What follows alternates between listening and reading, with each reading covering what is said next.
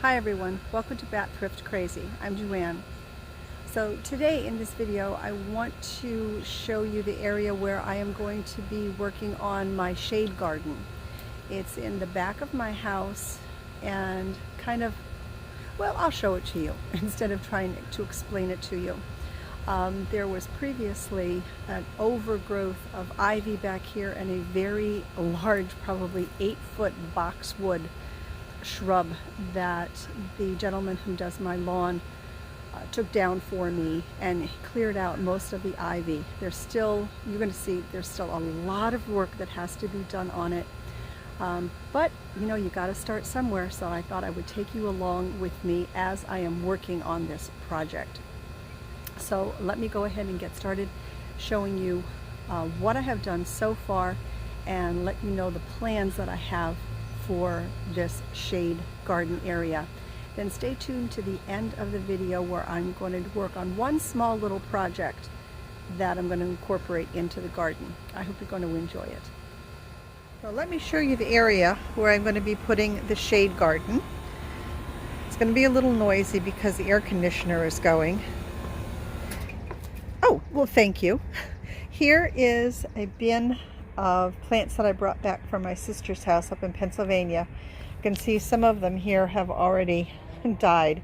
It's been well over a week now, even though they are in some water.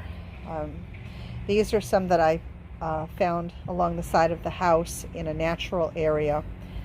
Maybe next time I'll be more successful with them. And you have to pardon the mess. This is a definite work in progress here. There we have some trash that has to be done away with.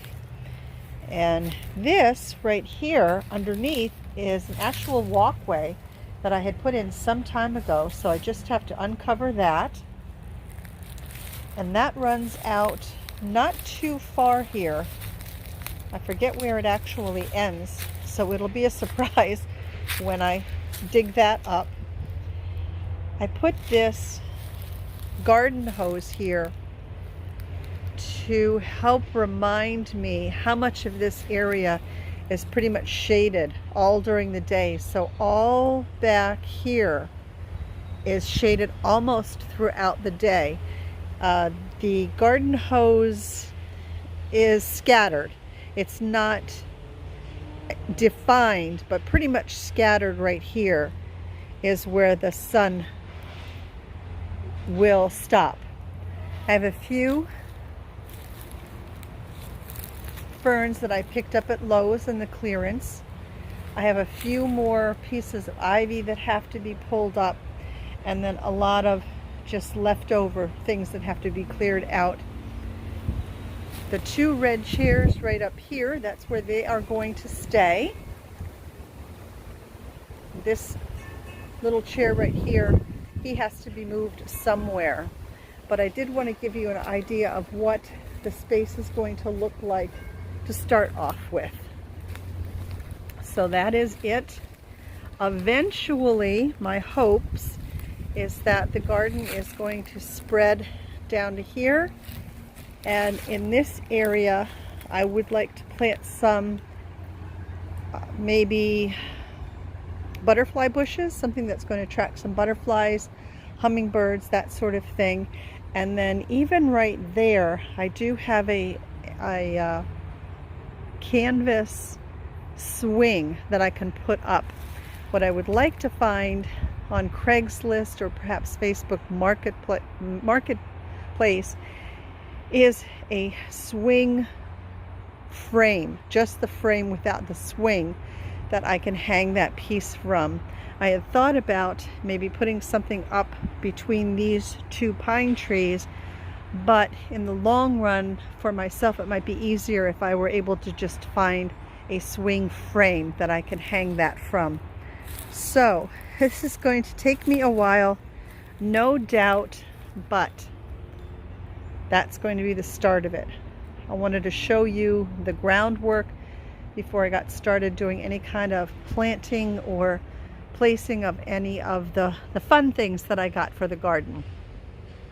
So I hope you will kind of join me in what everyone likes to call the journey but of the making of this shade garden. I hope that it might even inspire you to do something of your own. And believe me, this is going to be done on a budget.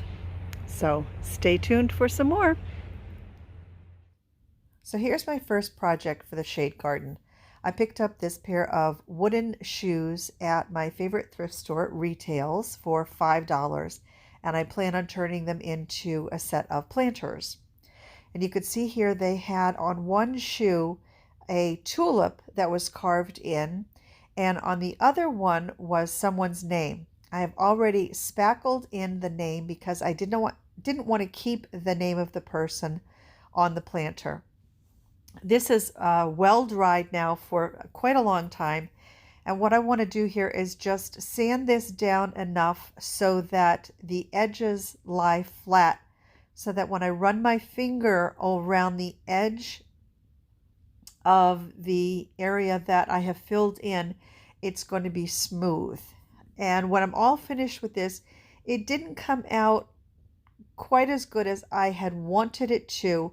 However, since this is going to be a planter out in a garden, I'm not going to worry too much about it. But I'm going to keep sanding down here with my block until I get it to a space here where I feel comfortable with it. So I'm just going to keep sanding down here, and I know you've seen people sand before, so I'm not going to have you watch this entire sanding process. Okay, so I've gotten this to a point where I'm pretty happy with it. The edges are relatively smooth.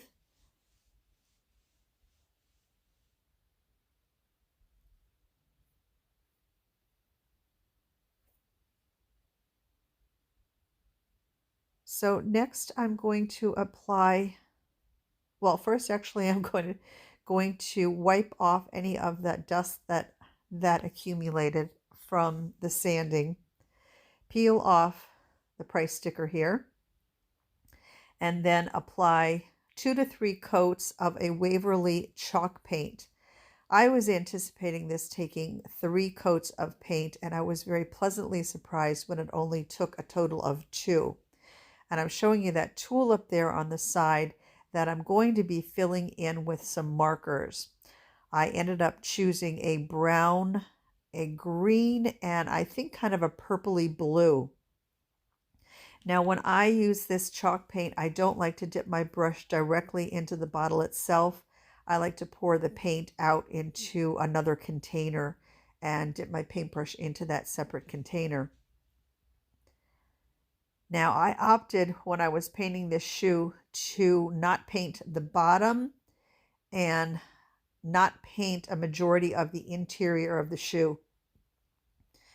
I used 2 coats, as I said, on the outside of the shoe, and then 2 coats on part of the interior of the shoe. I know I painted part of the top, kind of like the lip of the shoe, I'll call it, an area that I thought you might see once the plants are in it, and then a little bit of the sole of the shoe. And to be honest, and I'm not sure why I painted part of the sole of the shoe, because it's not something that you're going to see. And in a little bit further into the video, I'm going to show you a clear, kind of a shellac that I put sprayed on both of these shoes to help them kind of weather the elements once I put them into the shade garden. Now the second shoe, I'm going to wait to paint that one area that, there we go, that area right there. I'm going to wait on that for just a little bit. Okay, here are my shoes. They are all dry after just 2 coats of chalk paint. Now the area where I had filled in where the name was, I'm not 100% happy with how it turned out. But as I said, these are going out into a shade garden, so I'll live with it. Next, what I'm going to do is here where the tulip is, I'm going to use some markers here that I chose, brown for the stem and a green for the leaves, and then a blue purple for the tulip itself. And I'm going to be coloring in where the tulip was kind of cut out in the shoe itself. I'm not going to color in the leaves or the tulip fully. I'm just going to do the outline.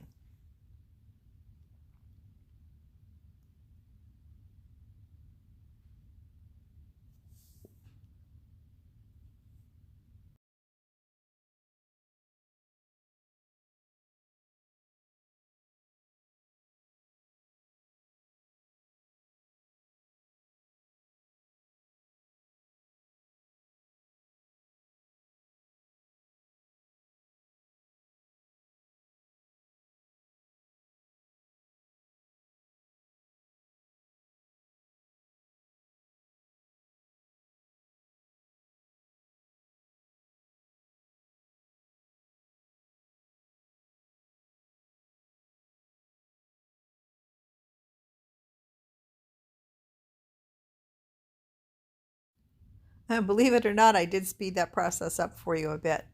So there is the finished tulip. And I think it turned out pretty okay. Next, I'm going to use this clear matte spray by Rust-Oleum. Now, I will warn you about this product. You have to use it outside or with like a respirator. It is extremely strong. The fumes are terrible with it. So I am going to take this outside the following day after this video and spray it outside. So the next time you see these shoes, they're going to have some plants in them, and they're going to be in my shade garden. So that is one project down for the shade garden, and I'm sure many more to come. Thanks so much for watching. I'll see you soon.